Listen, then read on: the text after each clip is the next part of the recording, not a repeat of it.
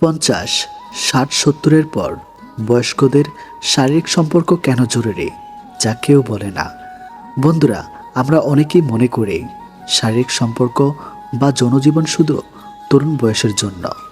40 পার হলে 50-এ এগিয়ে বা 60 থেকে 70 পৌঁছালে এগুলো আর মানায় না। সমাজও যেন আমাদের কানে কানে বলে দেয় এই বয়সে এসব মানায় না। কিন্তু সত্যি কি তাই? আসলে বিজ্ঞান, মনোবিজ্ঞান আর বাস্তব জীবনের অভিজ্ঞতা আমাদের শিখিয়ে দেয় ভালোবাসা, স্পর্শ ভালোবাসা স্পর্শ আর শারীরিক সম্পর্কের প্রয়োজনীয়তা বয়সে কমে না, বরং আরও বেশি জরুরি হয়ে ওঠে। আজ আমি আপনাদের সামনে তুলে ধরব কেন 50, 60 কিংবা 70 বছরের পরও শারীরিক সম্পর্ক জরুরি। কেন এটি শুধু দাম্পত্য জীবনকে নয়, আমাদের মন, শরীর এবং আত্মাকে সুস্থ রাখে। নাম্বার 1, মানুষের ভেতরে স্পর্শের চাহিদা কখনো মরে না। শিশুকাল আমরা মা বাবা আদর চাই, যৌবনে প্রেমিক প্রেমিকার স্পর্শে হৃদয় পূর্ণ হয়। কিন্তু বৃদ্ধ বয়সে এসে অনেকেই ভাবে এখন আর এসব দরকার নেই। অথচ সত্য হচ্ছে মানুষের মন সারা জীবন স্পর্শের ক্ষুধার্ত। যত বয়স বাড়ে তত একাকিত্ব বাড়ে। ঠিক তখনই সঙ্গীর স্পর্শ মানসিক শান্তি দেয়। স্বামী স্ত্রীর মধ্যে আলিঙ্গন, হাত ধরা কিংবা শারীরিক সম্পর্ক সব কিছুই এক ধরনের নিরাপত্তা ও ভালোবাসার অনুভূতি যোগায়। নাম্বার 2, শরীর সুস্থ রাখে। গবেষণায় প্রমাণিত 50, 60 বা 70-এর পর নিয়মিত শারীরিক সম্পর্ক রাখলে শরীরের রক্ত সঞ্চালন বাড়ে, হরমোনের ভারসাম্য ঠিক থাকে, ঘুম ভালো হয়। এমনকি অনেক চিকিৎসক বলেন শারীরিক সম্পর্ক হলো এক ধরনের ব্যায়াম। হৃদয়যন্ত্রের জন্য উপকারী, শরীরের পেশি সক্রিয় রাখে, অস্থিরতা ও মানসিক চাপ কমায়। নাম্বার 3, মনকে তরুণ রাখে। বয়স বাড়লে কি মন বুড়ো হয়ে যায়? মোটেও না। আমরা অনেকেই দেখি যাদের দাম্পত্য জীবনে এখনও ভালোবাসা, হাসি, আনন্দ, একে অপরকে সময় দেওয়ার অভ্যাস আছে, তারা অনেক বেশি প্রাণবন্ত থাকেন। অন্যদিকে যাদের জীবনে একাকিত্ব, দমে যাওয়া বা সঙ্গীর সাথে দূরত্ব, তারা দ্রুত হতাশ হয়ে পড়েন। শারীরিক সম্পর্ক শুধু শরীরের ব্যায়াম নয়, এটি হৃদয়কে তরুণ রাখে। নাম্বার 4, দাম্পত্য সম্পর্কে উচ্চতা বজায় রাখে। 50-এর পর সন্তান বড় হয়ে যায়, সংসারের ব্যস্ততা কমতে শুরু করে, অনেক দাম্পত্যের জীবনে তখন নিজস্ব হয়ে যায়। ঠিক তখনই শারীরিক সম্পর্ক আবার নতুন করে ঘনিষ্ঠতা ফিরিয়ে আনে। স্বামী স্ত্রীর মধ্যে এই উষ্ণতা না থাকলে সম্পর্ক দূরত্ব বাড়ে, মন খারাপ হয়, এমনকি অকারণ ঝগড়া বিবাদও হয়। নাম্বার 5, আত্মবিশ্বাস বাড়ায়। আমরা অনেক সময় ভাবি বৃদ্ধ বয়স মানেই অসহায়তা, কিন্তু যখন একজন মানুষ বুঝতে পারেন আমি এখনও সঙ্গীর কাছে প্রিয়, আমি এখনও তাকে সুখ দিতে পারি, তখন সেই মানুষটির আত্মবিশ্বাস বহুগুণ বেড়ে যায়। আসলে শারীরিক সম্পর্ক শুধু আনন্দ দেয় না, এটি আত্মমর্যাদা ও আত্মসম্মানকেও শক্তিশালী করে। নাম্বার 6, ধর্ম সংস্কৃতির দৃষ্টিকোণ। আমাদের সংস্কৃতিতে যৌনতা নিয়ে অনেক লজ্জা, আকৃষ্টতা আছে, কিন্তু ধর্ম, বিশেষত ইসলাম, দাম্পত্য সম্পর্ককে, শারীরিক সম্পর্ককে বৈধ, সুন্দর ও ইবাদতের অংশ হিসাবে দেখেছে। অর্থাৎ বয়স যাই হোক না কেন, যতদিন শারীরিকভাবে সক্ষম থাকা যায়, দাম্পত্য জীবনে একে অপরের প্রয়োজন মেটানো এটাই স্বাভাবিক। নাম্বার 7, একাকিত্ব দূর করে। বৃদ্ধ বয়সে সন্তানরা আলাদা হয়ে যায়, বন্ধুরা কমে যায়, শরীর দুর্বল হয়, তখন সবচেয়ে বড় ভয় হলো একাকিত্ব। এই একাকিত্বকে কাটিয়ে ওঠার অন্যতম হলো দাম্পত্য জীবনে ভালোবাসা বজায় রাখা। আর ভালোবাসার সবচেয়ে গভীর প্রকাশ হলো শারীরিক সম্পর্ক। একটা আলিঙ্গন, একটা চুমন কিংবা মিলন সবকিছুই মনে করিয়ে দেয় আমি এখনও একা নই, আমার পাশে একজন আছে। ছোট্ট একটি গল্প। একজন 65 বছরের বৃদ্ধ দম্পতি বলেছিলেন তাদের জীবনে সুখের রহস্য হলো প্রতিদিন একসাথে বসে গল্প করা, একে অপরকে ছুঁয়ে থাকা, আর সপ্তাহে অন্তত একদিন শারীরিকভাবে মিলিত হওয়া। তাদের কথা শুনে বোঝা যায় বয়স শুধু শরীরকে প্রভাবিত করে, কিন্তু ভালোবাসা আর সম্পর্ককে কখনো বয়স আটকাতে পারে না। মূল বার্তা, বন্ধুরা, 50 থেকে 60, 70 বছরের পর শারীরিক সম্পর্ক শুধু একটি শারীরিক প্রয়োজন নয়, এটি হলো ভালোবাসার পুনর্জন্ম, আত্মার শান্তি, স্বাস্থ্য রক্ষার সম্পর্কের বন্ধন ধীর করার মাধ্যম। তাই বয়সকে ভয় পাবেন না, সমাজের কথাকে পাত্তা দিবেন না, সঙ্গীর সাথে খোলাখুলি কথা বলুন, একে অপরের চাহিদাকে সম্মান দিন। মনে রাখবেন, ভালোবাসা কখনো বুড়ো হয় না, আর শারীরিক সম্পর্ক হলো সেই ভালোবাসার সবচেয়ে সুন্দর প্রকাশ। যারা মনে করেন বয়স বাড়লেই শারীরিক সম্পর্ক শেষ, তারা আসলে নিজেরাই নিজেদের থেকে সুখ কেড়ে নিচ্ছেন। বৃদ্ধ বয়সের শরীর হয়তো দুর্বল হবে, কিন্তু ভালোবাসার শক্তি একজন মানুষকে তরুণ রাখে আজীবন। তাই মনে রাখবেন, 50, 60, 70-এর পর শারীরিক সম্পর্ক জরুরি। এটি শুধু শরীর নয়, মন ও আত্মার ঔষধ। নারীকে বোঝা কোনো সহজ বিষয় নয়। তার হাসি, রাগ, অভিমান, ভালোবাসা সব কিছুতে লুকে থাকে এক গভীর অনুভবের জগৎ। একজন পুরুষ যদি সত্যি একজন নারীকে মন থেকে ভালোবাসে, তবে তার শরীরের প্রতিটি আচরণ, প্রতিটি স্পর্শ, প্রতিটি নিঃশ্বাসের ভাষা বুঝতে পারবে। নারীরা সরাসরি বলে না আমি তাকে চাই, তারা ইঙ্গিত দেয়, অনুভব করায় এবং ভালোবাসার স্পর্শে নিজেকে সমর্পণ করে। কিন্তু সে ইঙ্গিত ধরতে পারে খুব অল্প কিছু পুরুষই, কারণ নারীর উত্তেজনা শুধু শরীরের স্পর্শ নয়, বরং মানসিক নিরাপত্তা, ভালোবাসা ও আদরে জেগে ওঠে। আজকের আলোচনা এমন 3টি অঙ্গ নিয়ে যেগুলোতে পুরুষ সঠিক, কোমল, ভালোবাসা পড়ে স্পর্শ একজন নারীকে ভেতর থেকে আলোড়িত করে তোলে, তাকে মিলনের গভীর অনুভবে চটপট করে তোলে। প্রথম অঙ্গ, নারীর চুল। নারীর চুল শুধু তার সৌন্দর্যের প্রতীক নয়, এটি তার আত্মার প্রতিফলন। যখন কোনো পুরুষ স্নেহ ভরে নারীর চুলে হাত বুলে দেয়, তখন সে শুধু শরীর ছোঁয়া না, তার অনুভূতিকে ছোঁয়। নারীর মাথায়, গলায় বা কানে চুল পড়ার জায়গাগুলো খুব সংবেদনশীল।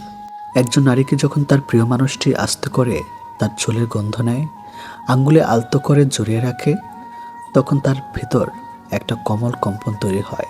সেখানে কোনো অশ্লীলতা নেই, এটা ভালোবাসার সবচেয়ে পবিত্র ভাষা।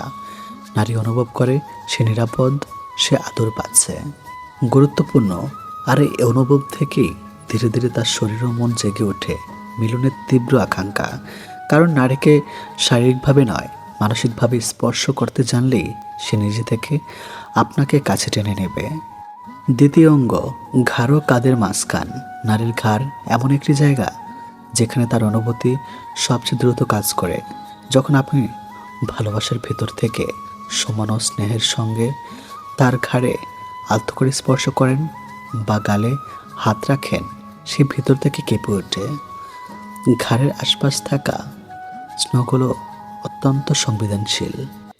এখানে মৃদু স্পর্শ মানে তার শরীরের ভিতরে এক অদ্ভুত সাড়া জাগানো। কিন্তু ভুলে যাবেন না, এই স্পর্শ কখনো হঠাৎ বা জোর করে হওয়া উচিত নয়।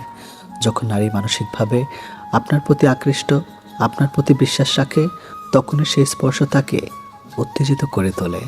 নারীর কাছে এই অংশে স্পর্শ মানে শুধু রোমান্স নয়, ভালোবাসা, নিরাপত্তা।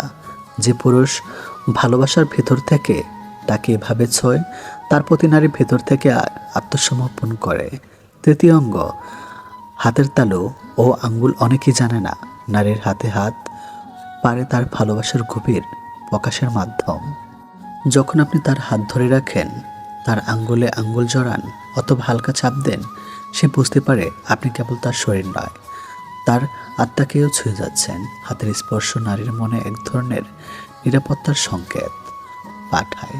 এটা যেন বলে দেয়, আমি আছি তোমার পাশে।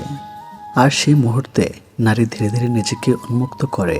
এই হাতের আদর, এই স্পর্শ তার হৃদয়ের গভীরে ভালোবাসার তরঙ্গ তৈরি করে, যা মিলনের ইচ্ছাকে জাগিয়ে তোলে। নারীরা কখনো হঠাৎ করে শারীরিকভাবে আকৃষ্ট হয় না, তারা মানসিকভাবে একাত্ম হলে ভালোবাসার ভিতর দিয়ে শরীরের দরজা খুলে দেয়। ভালোবাসার স্পর্শ মানে কি? ভালোবাসার স্পর্শ মানে শরীর নয়, আত্মার ছোঁয়া। একজন নারী চায় তার ভেতরের প্রিয় মানুষটি যেন তার প্রতি সম্মান দেখায়, কথা বলে, সময় দেয়, আর ভালোবাসার ভেতর দিয়ে তাকে বুঝে নেয়। সে পুরুষ নারীর চোখ দিয়ে তাকিয়ে বলে, তুমি আমার জীবনের শান্তি। যে পুরুষ তার ক্লান্ত কাঁধে হাত রেখে বলে, আমি আছি তোমার পাশে, সে পুরুষের স্পর্শই নারীর ভেতরে মিলনের আকাঙ্ক্ষা জাগায়। নারী চায় আদর, যত্ন, বোঝাপড়া।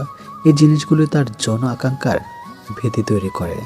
যখন পুরুষ এসব দেয় তখন নারী নিজ থেকেই সেই পুরুষের দিকে টানে, কাছে যেতে চায় আর ভাউতে হারিয়ে যেতে চায়। সম্পর্কের বাস্তব দিক, বেশিরভাগ পুরুষই মনে করে নারীকে উত্তেজিত করা মানে শারীরিক কিছু করা, কিন্তু বাস্তবতা হলো নারীকে উত্তেজিত করতে হলে আগে তার মনে জায়গা করতে হয়। একটি কোমল কথা, একটি মাত্র সত্যিকারের প্রশংসা বা একটি মিষ্টি হাসি তার হৃদয় গলে দেয়।